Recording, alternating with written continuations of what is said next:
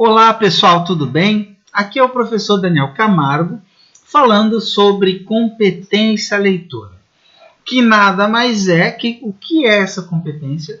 São as capacidades de um leitor de diferenciar as diferentes opiniões, de perceber essas diferentes opiniões dentro da comparação com textos ou com argumentos.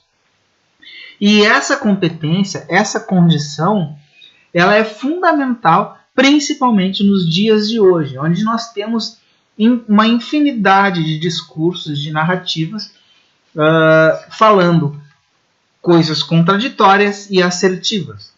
E é importante que o leitor saiba, né, compreender a real intenção do locutor. Esse é o objetivo de sabermos, de desenvolvermos a competência leitora. Então, vamos falar um pouquinho sobre isso. Como comparar diferentes opiniões? Diariamente, recebemos e emitimos opiniões. E muitas vezes nos deparamos com textos que expressam diferentes pontos de vista a respeito de um verdadeiro, né, de um mesmo tema ou de um mesmo fato. Um leitor competente é capaz de perceber os pontos de vista veiculados em um texto e de que forma estes se relacionam a outros. Então, essas opiniões diferentes devem ser avaliadas e bem avaliadas pelo leitor. Esse leitor tem que saber, tem que conseguir entender a intenção do locutor, tá? Principalmente se essa intenção é positiva ou negativa.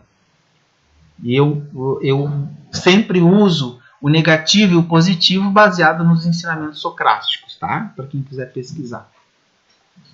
Muito mais do que decodificar letras, palavras e frases, ler é compreender um discurso, seja ele oral ou escrito. A compreensão leitora está ligada à capacidade de se interpretar, a capacidade de atribuir sentido e alcançar a clareza sobre as informações que aquele determinado conjunto de ideias apresenta ao interlocutor. Que quem é o interlocutor são todos os participantes da conversa, né, do discurso. E principalmente aqueles que leem ou ouvem. Né? Essa compreensão é fundamental para a construção de conhecimento por parte dos estudantes ou de leitores diversos. Tá? Mas consequentemente, essa compreensão, ela formará indivíduos capacitados à compreensão dos inúmeros discursos, das diversas intenções discursivas existentes. Porque nunca se teve tanta produção intelectual. E como avaliar se essa produção intelectual é boa ou ruim? Como avaliar isso? Eu, professor Daniel Camargo, aconselho que se utilize os estudos filosóficos de Sócrates, Aristóteles e Platão para nós compreendermos o que é correto e o que não é correto. Porque Sócrates e seus discípulos desenvolveram um método transcendente. Eles analisam não só o material, mas a mente, o espiritual e tudo mais. Porque nós não somos só matéria. E é importante que se perceba essa condição.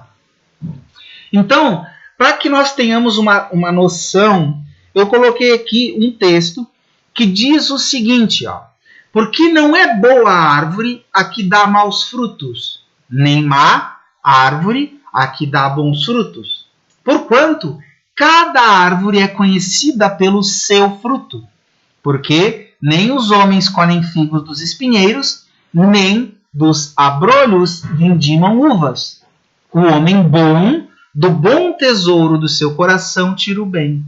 E o homem mau, do mau tesouro, tira o mal.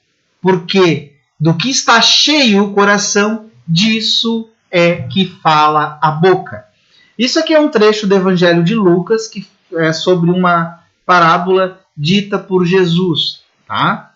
Pelo homem histórico. Não estou falando de religião, estou falando de filosofia e de compreensão do discurso.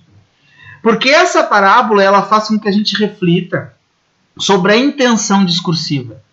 Portanto, não há como um discurso que prejudica um determinado grupo em detrimento de outro ser de todo positivo. Não tem como eu fazer um discurso que vai auxiliar apenas o grupo amarelo, deixando de lado o grupo vermelho. Não é bom esse discurso, porque se existe um grupo prejudicado, a intenção do locutor não é positiva. Isso tudo é importante na interpretação de textos. Essa questão deve sempre participar de qualquer debate, pois o que é justo será sempre justo para todos.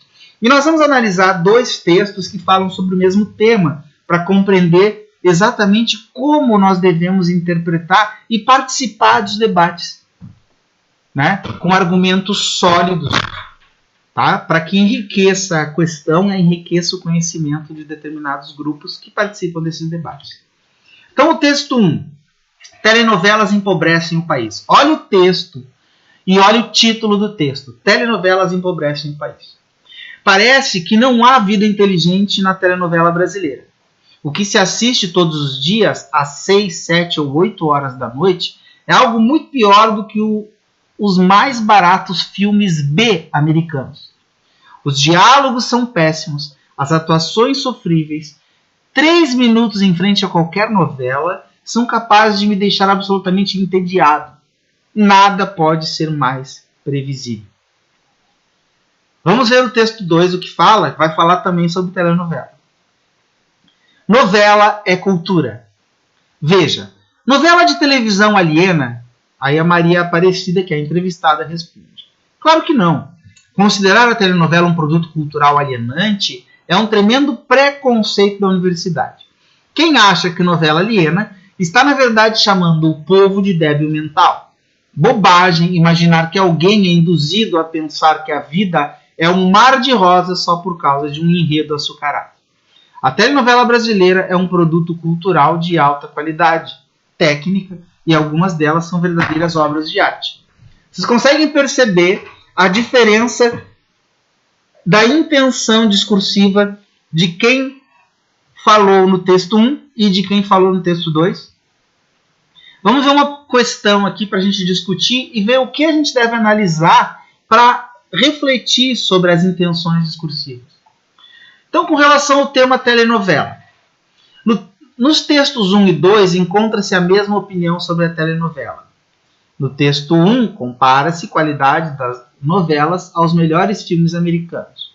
No texto 2, algumas telenovelas brasileiras são consideradas obras de arte.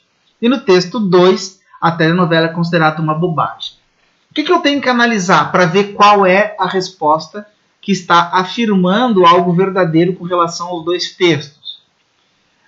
Nessas questões que pedem a identificação e a comparação do ponto de vista de autores de 2 ou mais textos lidos, exigem que você, leitor, identifique em cada um desses textos o assunto em discussão e a opinião defendida. A seguir, é importante comparar os pontos de vista para perceber pontos de semelhança e de diferença entre essas opiniões. Então vamos ver como é que a gente analisa isso para chegar à resposta correta. Então, na questão em análise, por exemplo, observe que o tema já está indicado no enunciado.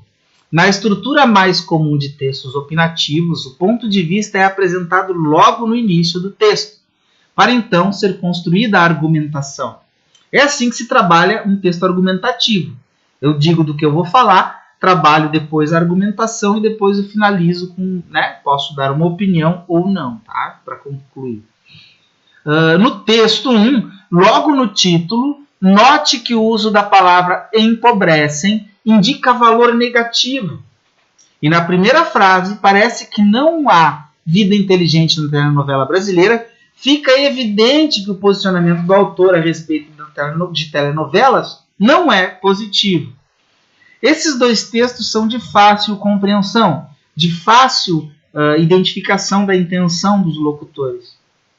Tá? Mas precisamos exercitar isso primeiro com texto simples e depois ir dificultando o processo.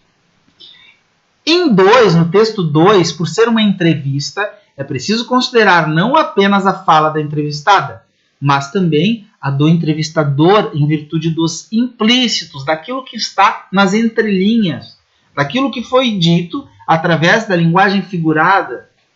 Tá? Então, claro que não aliena. O posicionamento da entrevistada também pode ser encontrado ao final do trecho, especialmente em... E algumas dessas telenovelas são verdadeiras obras de arte. Então aqui está explícito que a entrevistada do texto 2 concorda com o fato de as telenovelas terem importância cultural. Enquanto no texto 1, o locutor, ele não concorda, ele acha que telenovela é de muita má qualidade, as telenovelas. Na questão proposta, feita essa identificação, é possível eliminar a alternativa A, pois os autores não concordam quanto ao valor das telenovelas. A afirmação B pode ser descartada se considerarmos que o autor defende que as novelas brasileiras são piores que os mais baratos filmes B americanos. Então, são ruins. Ele diz que são ruins.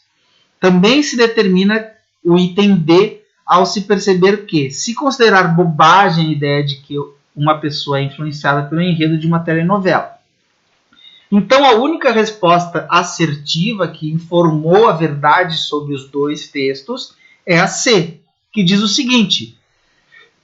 Por outro lado, ela reproduz exatamente a última frase do texto, tá? Que é exatamente o que a gente percebe. Vamos olhar aqui, ó. Nessa questão, só a C diz algumas telenovelas brasileiras são consideradas obras de arte, que está escrito no texto. A C é a resposta certa. Então, meus amigos, para que a gente compreenda bem um texto, eu preciso de leitura. Nesse exemplo, os dois textos são simples e de fácil compreensão. Mas para que eu consiga compreender textos mais difíceis, mais complicados, mais rebuscados, é necessário maior quantidade de leitura. E percebam, eu devo ler não só o que eu gosto, eu devo ler de tudo, se eu quiser ter uma boa compreensão e uma competência leitura. Espero que vocês tenham entendido, espero que a aula de hoje tenha sido boa para todos. Até a próxima.